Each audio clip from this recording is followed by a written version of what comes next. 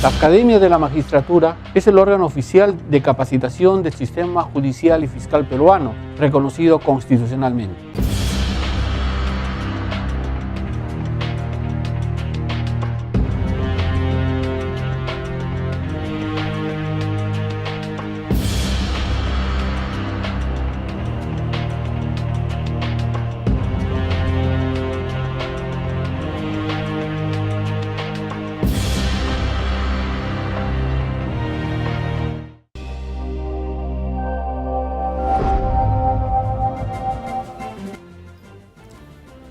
Bienvenidos amigos al programa Referente Jurídico, programa oficial de la Academia de la Magistratura.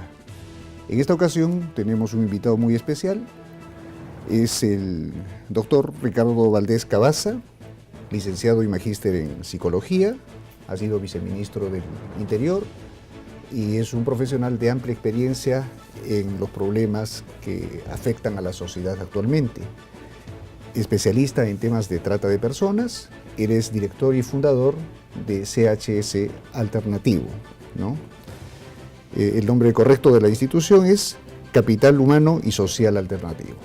Entonces, con el doctor Cabaza vamos a tratar estos temas de la trata de personas, un delito muy recurrente en nuestro medio y de gran preocupación para el sistema judicial nacional. ¿Cómo está, señor Cabaza? Bien, Valdés Cabaza. Bien, gracias. Un gusto estar acá. Bueno, para nosotros es el gusto de recibirlo y contar con sus importantes opiniones sobre este tema. Para introducirnos en esta materia, ¿qué es la trata de personas? Hay dos maneras, digamos, de poder describirla.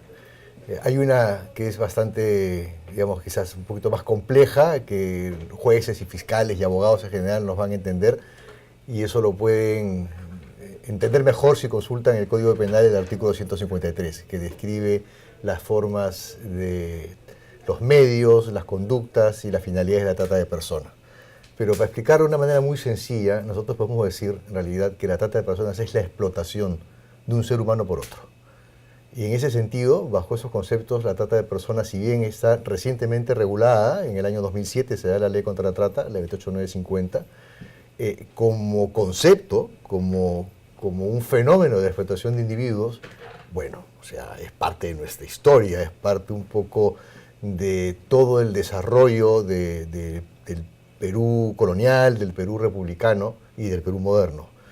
Entonces, lo que ha pasado con este delito y la forma como es descrita se origina en el Protocolo Palermo, que es un protocolo que surge de las Naciones Unidas, y el Perú, como es miembro de las Naciones Unidas, suscribió este protocolo. Es un protocolo que está orientado a prevenir y a combatir la trata de personas. Y ahí sí se describe como un conjunto de conductas y como un conjunto de medios que están orientados a conducir a la explotación de un ser humano. El Perú lo refrenda este protocolo en el año 2001 y luego en el año 2007 modifica el Código Penal y en el año 2014 ya tipifica mejor el delito de trata de personas. Para orientar mejor a nuestra audiencia, ¿cómo se manifiesta en la sociedad la trata de personas? Bajo diversas modalidades. O sea, cuando se capta a una persona, usualmente se usan medios engañosos, se le engaña. En el Perú es usualmente a través de una falsa oferta de empleo. Y el perfil de la víctima es de una mujer joven que es engañada y es captada con esta falsa oferta de empleo y luego es trasladada a otro lugar del Perú y ahí es explotada usualmente de manera sexual. Con esto describimos un poco todas las características, es decir, estamos hablando de que se emplea la falsa oferta de empleo, de que la víctima suele ser una mujer joven y que la finalidad principal que se da en el país es la explotación sexual. Sin embargo, hay también cada vez más cifras que se van incrementando referidas a la explotación laboral y cada vez más hay más hombres que están siendo vinculados a la explotación laboral y a la trata de personas con esa finalidad. Es interesante porque el tipo penal va desde la venta de niños, con lo cual un bebé de pocos días de nacido puede ser traficado, y llega hasta extremos de la mendicidad forzosa, donde hemos encontrado casos de personas de la tercera edad y de edad avanzada que son explotadas a través de la mendicidad forzosa en diversos lugares. Con esto lo que quiero decir es que la explotación de un ser humano no tiene edad, ni tiene sexo, y puede ocurrir en cualquier parte del país. No existe ninguna región en el Perú que no tenga casos de trata de personas. ¿Cuáles son las características que presenta este fenómeno delictivo? Más allá de las características especiales que se emplean diversos medios para poder captar y trasladar a la víctima, las características son las de fundamentarse básicamente en estas condiciones estructurales. Este es un fenómeno de criminalidad organizada. Es un fenómeno de criminalidad organizada, pero también es un fenómeno que tiene que hacer con la seguridad ciudadana. O sea, hemos tenido mucho debate al respecto. Surge como un fenómeno de criminalidad organizada, porque inclusive están los agravantes del delito, es decir, cuando hay pluralidad de víctimas por un lado, pero cuando hay más de dos que entran en este concurso, inclusive cuando se tipifica como crimen organizado, estamos en la última escala de agravantes, ¿no? Con menos de 25 años de cárcel. Pero también es un tema de seguridad ciudadana, puesto que la ley que desarrolla la modificación del tipo penal y el reglamento de la ley 28950 le establece responsabilidades muy precisas a los gobiernos regionales, a los gobiernos provinciales, digamos, y distritales, porque es en esos lugares, en los lugares más pequeños, donde se produce la explotación.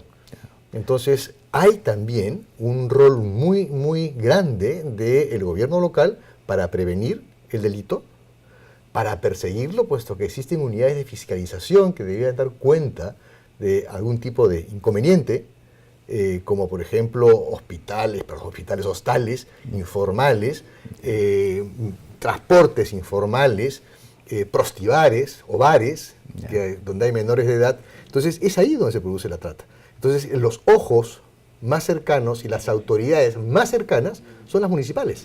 Pero la problemática se ha dado de tal forma que este delito ha permanecido invisible a los ojos de la sociedad y del Estado. Correcto, porque hay una gran tolerancia social. Ese es un tema, por eso yo decía, que es muy antigua la historia. Y de alguna manera esta tolerancia creo que tiene orígenes muy antiguos. No hay que olvidar que la esclavitud fue legal. Y cuando en 1821 el Perú se independiza de España, la esclavitud continuó siendo legal hasta 1853, y que se sustituye por la esclavitud con otro nombre de los chinos que fueron traídos de Macao, en el gobierno de Castilla, por cierto. Y más modernamente en la servidumbre. Y más modernamente en la servidumbre. La servidumbre que también tenía un papel social. Social, ¿no? Sí, ¿no? Y inclusive ciertas características que ahora podrían ser consideradas como trata de personas eran realmente muy frecuentes en nuestra sociedad, y siguen siendo muy frecuentes, ¿no? Sí, las expresiones de tráeme una persona y tú que estás los por criados, allá, los criados. Los criados, ¿no? Entonces, antiguamente en las casas de familia era muy común Así tener es. personas que venían procedentes del campo y que cumplían funciones pues domésticas a cambio de educación y comida. Correcto. Y no eran remuneradas. Exacto. Esa sería una práctica de trata. Eso es una práctica de trata. Sobre todo cuando además se le imposibilita la salida, ¿no? Que usualmente permanecen todo el tiempo y no tienen dónde ir, además. Entonces, inclusive, hay algo que siempre nosotros conocemos como que se produce a la víctima. Es decir, una persona que es traída de fuera, de cualquier parte, y se desarraiga y no tiene contactos en el lugar donde está, ¿a dónde va? Y si no tiene sus documentos, ¿qué puede hacer? Y si no tiene dinero, entonces esa víctima se va produciendo, se va como que se va amansando, ¿no?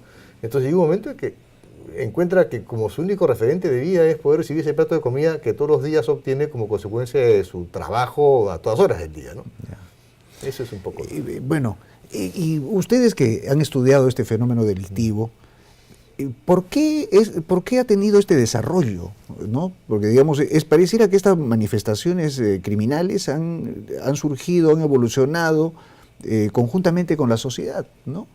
De las haciendas se trasladó a las ciudades, ¿no?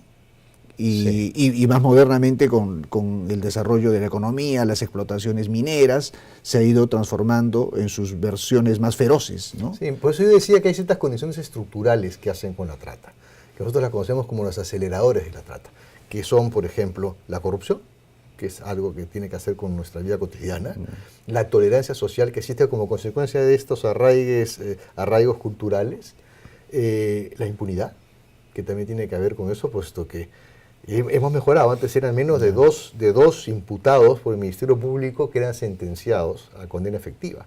de cada 100, menos de 2 de cada 100. Ahora estamos en el más o menos 7 de cada 100, ¿no? Que están, pero eso también contribuye a ello, ¿no? Y la pobreza también es otro factor que hace que la gente acepte empleos sin percatarse de si es un empleo formal o si es un empleo que realmente existe, ¿no?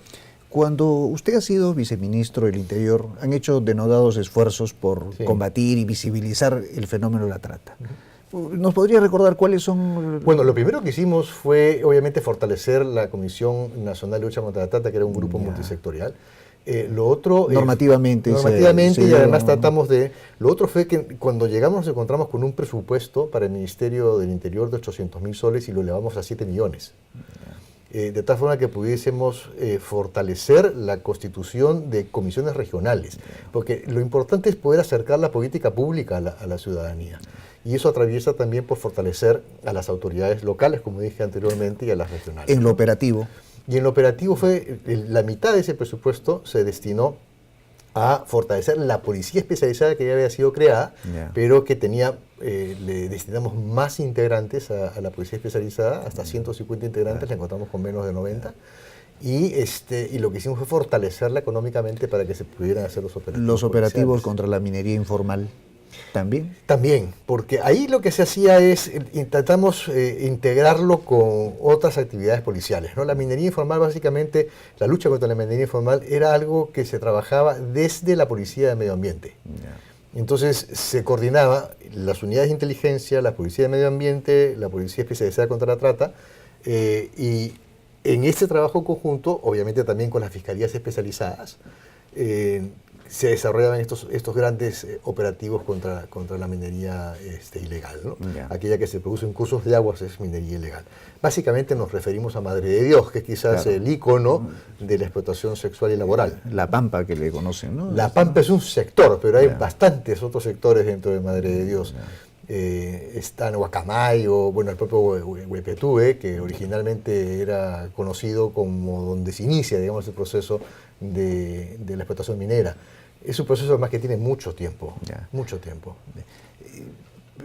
Era común hace unos años estos llamados por radio de generaciones de obreros para los lavaderos de oro, ¿no? Sí. Entonces yo creo que esos son los antecedentes de la trata. Los llamados por radio y además los anuncios en las plazas públicas. En provincias. ¿No? En provincias, ¿no? Por ejemplo, la gran cantidad de víctimas, digo la mayoría, no todas, provienen del Cusco, las que son explotadas en Madre de Dios, hablando de explotación sexual, ¿no? Luego hay otros lugares, o sea, que también son bastante reconocidos, lamentablemente, por la prensa internacional, como la Rinconada en Puno, que también está asociada a la minería. Ahí, por ejemplo, nos encontramos con un fenómeno todavía más complejo, porque ahí lo que se emplea es algo que se denomina el cachorreo. ¿Qué es eso? Eso es que una persona trabaja 6 días gratis para alguien y lo que produce lo entrega al dueño de la concesión, y el dueño de la concesión le permite un día a la semana, usualmente el domingo, para que lo trabaje para sí mismo. Entonces, con lo cual tenemos ahí, de plano, explotación laboral, sin más. Claro. Adicionalmente, con la finalidad de ir más rápido, porque en el caso de Madre de Dios es minería aluvial, es decir, en cursos de agua. Aquí es socavón. Entonces, para poder llegar a la veta más rápido o para poder encontrar mineral, hacen, digamos, socavones pequeños para que entren niños. Con lo cual entramos a otro tipo también de delito de explotación laboral infantil. Y eso se ve reflejado en un incremento en el pueblo de La Rinconada, que cuando se hizo el primer operativo en el año 2004, han pasado ya 14 años, y seguimos con el problema, se ha multiplicado. Habían, yo recuerdo, 150 prostibares. Ahora hay como 400 prostibares. Nosotros hemos intervenido, mientras estuve como viceministro, hasta en 3 oportunidades. Pero es un asunto, es un tema que ya la propia intervención policial o fiscal es insuficiente.